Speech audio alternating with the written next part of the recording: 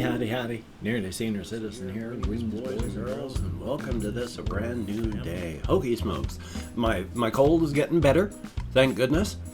You know, thumbs up. I mean, I'm still the tail end of ill, but I peaked and now I'm coming down, so that's good. I'll talk more about that. First off, of course, the Shelton, Washington weather plague rat and spider report. Weather? It was wet-ish yesterday during the daytime. And then I went walkies at night, just a short walkies, down through downtown Shelton. Took about an hour, maybe 3-mile walk. So at least I got it done. But it was cold-ish, and the ground was damp, but it wasn't raining.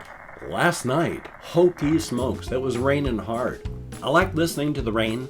Rain is awesome. I like listening to it. Right now, it's not raining, but it has been raining all morning. It is very, very windy outside. So hopefully no loss of power. That would be good. Oh, excuse me.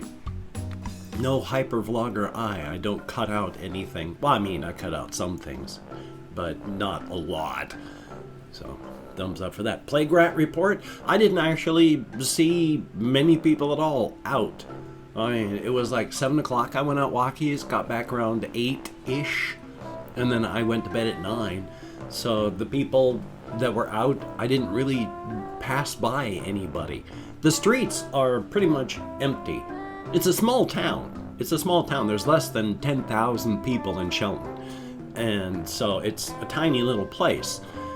Bigger than the last town I lived in before we moved here. I used to live in Blaine, Washington, up on the Washington-Canadian border, and there was like 2,000 people there. There wasn't even really a downtown. The whole thing was like 3 blocks.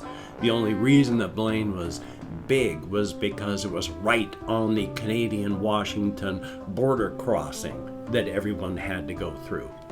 So, but it's a tiny place, and so especially on a Sunday night, the streets were empty. And I have no money, so I didn't go into stores. And so I didn't see anybody. So knowing what's going on in the U.S., I can imagine that things aren't wonderful with the whole plague rat situation. But life is life. And weather plague rat spider report. Yay! Downstairs, there is a little gangly leg spider in the bathroom. Last night, oh, it's gone now. But down there, where I have my keyboard is on kind of a garage thing on a wooden dresser type thing. And right next to that is where the boom stand is for my microphone. And in that area with the microphone and where the keyboard garage comes out of the garage, there was a little tiny baby spider. It's not there now, so I am sad. Life is life. But the other gangly leg spiders are about.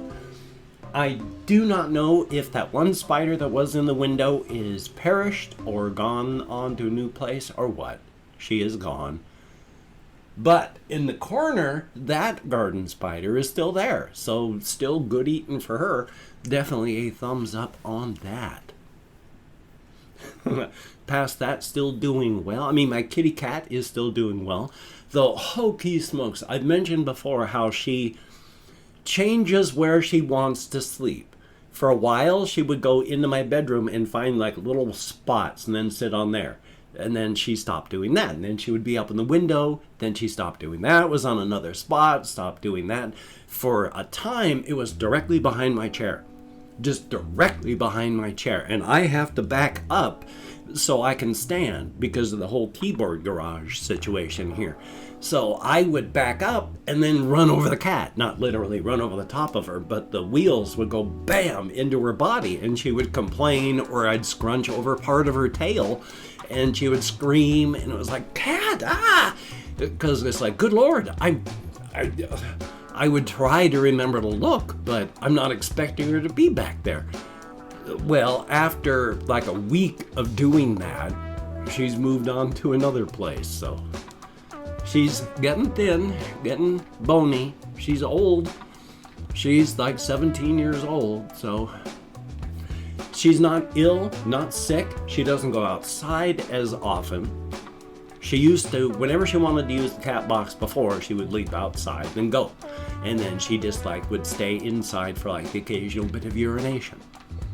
Well, she's older now. It's harder to get in and out of the window. So she spends more time using the cat box in here. It's life. I'll take care of her. She's a good kitty. So, thumbs up on that. Past that, like I was saying earlier, my cold is getting better. Yay, I feel a ton better. I have a mass amount of drainage now going straight down in here. So yeah, I've got much more of a cough. I can try and show you what my lungs sound like now.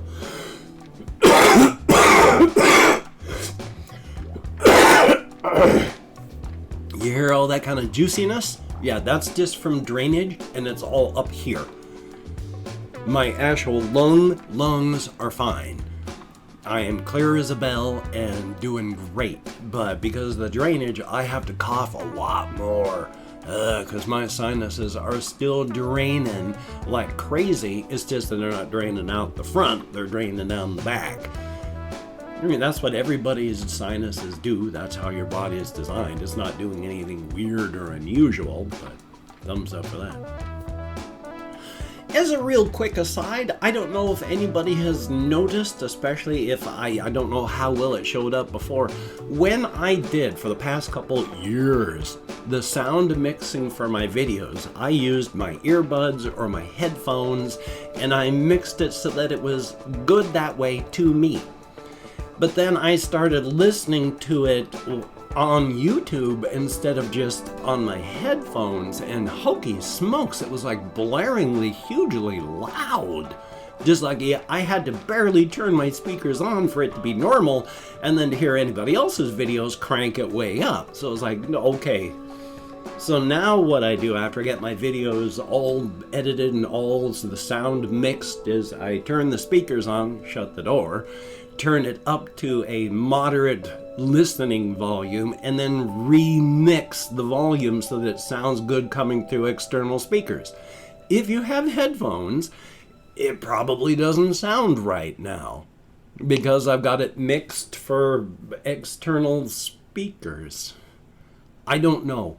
It's just, all I know now is it's not as blaringly loud as it has been for the past couple of years, most likely, but at least for a time. I mean, I used to take my audio here and just plug it straight into my editor and then just keep it unedited. And when I turned my volume to the normal volume that I do to play that, it was just too screaming. It was screaming. So now I really just cranked the decibels down. Hopefully it's better, and my apologies to absolutely everybody who's had to immediately go, I can't hear, or crank it way up, or go, oh my God, and then just crank it way down. When I'm doing that, I have a mechanical keyboard, and on the keyboards there's a little roller for the volume. So when I want to change the volume, I don't have to do anything, like hit a control and then a function button and hit volume things as buttons. No, I just got a little mechanical roller where I hit the keyboard and slide my hand that way, and the little roller turns the volume up. Slap my hand on the keyboard, bring it back this direction, a little roller down there brings the volume down. If you can get a roller for the volume on your keyboard, please do. Once you do, you will never go back. It is just amazing. This is why, one of the reasons I don't like actual motion control stuff, I like tools to do the things that I like to do. Because motion controls, you are the tool. But we are tool users, and having to reach up and just tap at things, it's all you're doing is taking the tool from here and making you whip your arms around to do the tool here. Only you've made your hands the tool with a visual representation, and all you're doing is getting exhausted. There is nothing wrong with using a controller since we are tool users. I don't know why that's red. I guess it's going to be turning down some. This is my PS4 controller because it's going to be, if I can ever afford a PS5, it's going to be years from now. The price will have to come way down to like $200 max, and even then I'm going to have somebody else help me out financially. Yay! Good golly, Miss Ma, I can't even remember what I was talking about before I went off on that little rant. Oh yeah, motion sensors, tool using. I don't have anything written down on my topics list. Again, I was sick. Even though I've been getting better, I still went through some periods yesterday where I was having troubles just staying awake. And I'm still having trouble staying asleep when I go to bed. I woke up around 1-ish, started tossing and turning, even listening to the rain. But I just have to be in bed for like 5 hours and pain wakes me up. Even with ibuprofen and THC in me, it hurts to just lie there. Again, part of the problem is I don't move when I sleep, and that puts an incredible strain on your muscles because you move when you sleep. The only time you don't, skeletal paralysis when you're going into rapid eye movement sleep. Or if you also suffer from sleep paralysis when you wake up, but you're still dreaming and you can't move because of the skeletal paralysis. That's horrifying. But under normal circumstances, you move when you sleep, and I don't. It's like I die. I do not move when I sleep unless I come to full consciousness, move, and then fall back into full sleep again, and it sucks. I have been thinking about story stuff, though, still, of course. I had talked about Tammy Bayman yesterday, one of the characters that I actually wrote about, and then read the beginning story parts in the front of my blog, telling about her story, how she had gone to this small town, fought the monsters there, discovered she had an ability that could keep her alive, and won, fighting off and killing every single monster in the town, and then killing off the big monster that was in charge. So she was the only survivor out of like a town of 15,000. She just went there on vacation. So half the town was dead and infected in the first place before she even got there. But I've talked about how her world is very bad because of the cosmic horrors. One of them, Kadiran, has its attention focused on an area that's radiating the heat and pressure of its focus, and her universe, her Ung, has wandered into that area. And that's why, I'm spitting, all of these extra universal energies have soaked into her universe, and all this bad stuff is happening. Not all stories are going to be happy and friendly for her. I like to keep things funny, but I mean, there's one that's not. I mean, even in the middle of all that horrific nonsense, I tried to keep the story light and fluffy as it could be. But there's one where in her world, for all of human history, things have been bad and getting worse. There's talk of this death cult with this hereditary titles of Kodiran and Angoka, which of course is just knowledge from the pressure of Kadiran with its focus attention. With its attention focus. That was a nice bit of spoonerisms there. With its focus attention there and all those extra universal energies soaking in because of that. But everybody thinks it is a death cult, an underground death cult, and nobody knows how you get infected, because when you get infected, you start dreaming of Kodiran and Goka and something gigantic underground, just patiently chewing through the earth. And then after a while, you take up something very sharp or very explosive, and then you go out and you take out as many as you can on your way before you're taken out too. So it's a very bad situation. One of the stories I want to write is a very, very slice of life unpleasant one, where her powers, her abilities can't save her, because while it's a story about her, it's not a story about her. She goes to a friend's place who calls her over, and her friend explains that she's been dreaming of all this. And she doesn't want to hurt anybody, and she knows she's somehow been infected by the death cult. She doesn't know when, she doesn't know how, but she's dreaming of Kodiran, and she doesn't want to hurt anybody, so she knows that Tammy is skilled, and if something goes wrong, she wants Tammy to help her out. And before Tammy really knows what's going on, her friend stands up in the kitchen, takes a butcher knife, and ear to ear all the way back to her spine just so that she can't hurt anybody.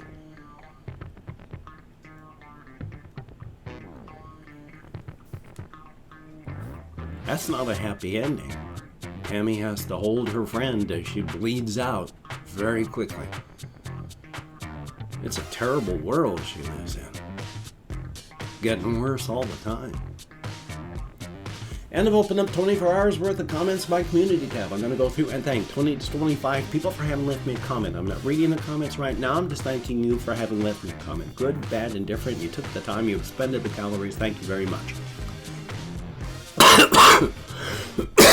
Oh! Do not inhale your saliva. I'm very good at that. If I mispronounce a username, no disrespect is intended. I'm an American English speaker, and even though I count American Sign Language on the fingers of this hand with my depression, fibro, and more, I'm lucky I can sometimes remember what my own name is, and I have forgotten that periodically. We have Lower Zero, thumbs up, and thank you. Travis Quinn, greatly appreciated. Tommy Nelson, good to see you in the comments. We have Jacob Dragneil, thumbs up. There is Jonathan Hopner, greatly appreciated. John McGrath, thumbs up. We have Zachary Higgins, greatly appreciated. Z_the writer, thank you very much. Ivy Elizabeth Music, greatly appreciated. We have Russian Timing, good to see you. Zombie Wolf, good to see you back, thumbs up. And we have BIS or BLS, it's hard to tell. Thank you very, very much. And then there is Stephen Leone, thumbs up and good to see you. We have Colin Reisner, thumbs up. Christopher Thomas, greatly appreciated. Worlds away, except all the O's are X's, so it's very stylized. We have Melissa Ramirez, greatly appreciated. Sebastian Ferris, thumbs up and thank you. Nico Bands, good to see you in the comments. We have Tommy Copeland, thumbs up, good to see you. KB Gaming, greatly appreciated. Gory Gaming, thumbs up and thank you. RL Strange, thumbs up, though I'm sorry, I'm so self-deprecating. Helios_U, thumbs up and thank you. And last but not least, well, hey, Brian Glenn, thumbs up. Greatly appreciated. Each and every one of you. You get me out of my head, into the world, dealing with real people. And when you're depressed, you need other voices than your own inside the echo chamber of your skull. Thank you all so very, very much. If you could check out my various links down below, I have Twitter, Facebook, Patreon.com. If you could become a Patreon.com patron like one of these beautiful and awesome people, that would be beautiful and awesome. And if you'd like to help me out without sending money through the patronage, I have a PayPal link down below. And if you'd like to help me out without sending money, I have an Amazon wishlist link as well with things like hamster food, cat food, hamster bedding for my cat's cat box, and she's back there right now. If you can see her, I don't know. And silly things, not silly things. Now, do not feel obligated. I do not feel entitled. And if you cannot donate, or you simply do not donate, I take all good wishes and I deposit them in the bank of my heart where I draw interest. So thank you very much. If you could toss me a like, I appreciate all the positive validation I get from my existence. A definite thumbs up. And of course, if you could hit the notification bell on the subscription button, that would be very, very cool. Boy, I'm still so nasal. I got this video here. I have the second half of the Genshin Impact video that I have to do. I really like what Hit Film Express allows me to do with editing. I am sometimes amazed at how my videos look visually now. Definitely a thumbs up, a cool thing. Thank you so much, Russian Timing. Oh, hokey smokes. That's about it. So, let's see if I can do this. The lobster hat wearing duck head of judgment suffers from a surplus of scorn. Please do not disappoint the lobster hat wearing duck head of judgment. It is ready, not eager, but ready to cast that scorn upon all those who it finds disappointing, and its mockery is severe. Please do not disappoint the lobster hat wearing duck head of judgment. It suffers from a surplus of scorn. And Black Lives Matter, yes. And justice for everybody, the jackbooted, brown-shirted fascist thugs in police uniforms keep brutalizing and murdering on American streets and in their homes. Please wear a mask. Wash your hands. Try not to touch your face. Practice your social distancing. Stay home unless you have to. We're in survival mode. Please try to survive this. You take care. Have a great day today. I will see you on the flip side, my friend, and that is a very good thing.